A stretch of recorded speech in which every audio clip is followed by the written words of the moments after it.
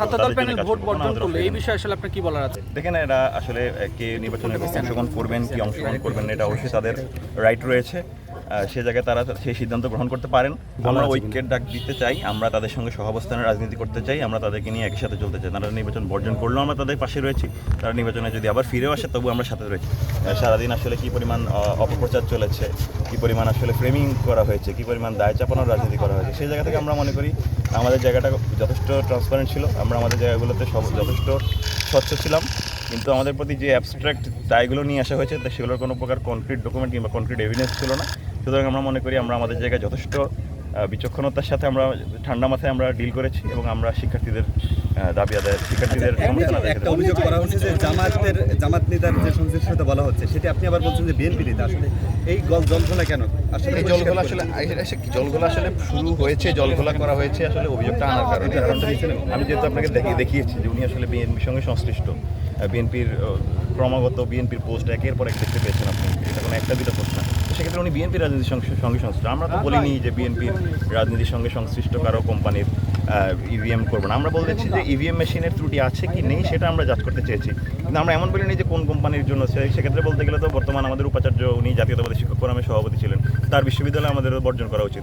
সেই জায়গায় আমার কাছে মনে হয় না এটা কোনো গ্রাউন্ড হতে পারে। আমার কাছে গ্রাউন্ডটা হলো মেশিনটার কার্যকারিতা ভালো কিনা, কার্যকারিতা ওকে কিনা, এরর আছে কিনা, সে জায়গাটা মেন ফোকাস হওয়া উচিত। তবুও যেহেতু ওনারা জামাতের প্রসঙ্গ এনেছেন, সে জায়গায় আমরা দেখানোর চেষ্টা করেছি উনি আসলে জামাতের সঙ্গে সংশ্লিষ্ট না, বরং উনি বিএনপির রাজনীতির সঙ্গে সংশ্লিষ্ট। আপনারা তাহলে শেষ পর্যন্ত লড়ে যাবেন না? আমরা অবশ্যই শিক্ষার্থীদের ম্যান্ডেট, শিক্ষার্থীরা আমাদেরকে ম্যান্ডেট দেবে, শিক্ষার্থীদের ম্যান্ডেটের জন্য আমরা লড়ে যাবো। শিক্ষার্থীরা আমাদেরকে যদি নির্বাচিত করে আমরা তাদের জন্য কাজ করবো, শিক্ষার্থীরা নির্বাচিত না করলে আমরা আমাদের মতো করতে পারি। ছাত্রদল প্যানেল ভোট বর্জন করলো, এই বিষয়ে আসলে আপনার কি বলার আছে? আমরা বলেছি, দেখেন, এরা আসলে কে নির্বাচনে অংশগ্রহণ করবেন কি অংশগ্রহণ করবেন না, এটা অবশ্যই তাদের রাইট রয়েছে। সে জায়গায় তারা সেই সিদ্ধান্ত গ্রহণ করতে পারেন।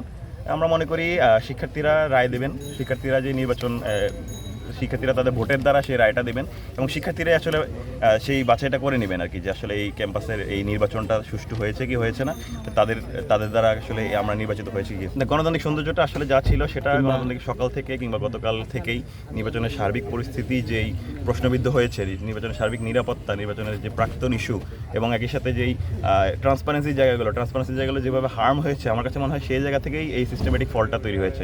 এক্ষেত্রে প্রশাসনেরও দায় রয়েছে, এক্ষেত্রে কিছু রাজনৈতিক দলেরও দায় রয়েছে।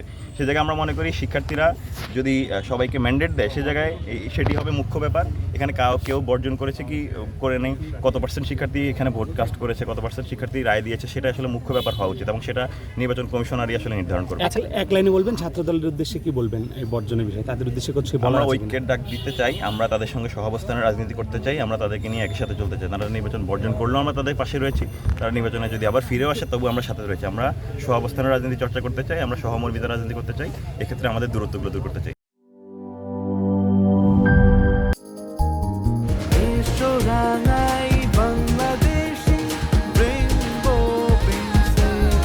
রেইনবো পেইন্টস, ছড়াও জীবনের রং।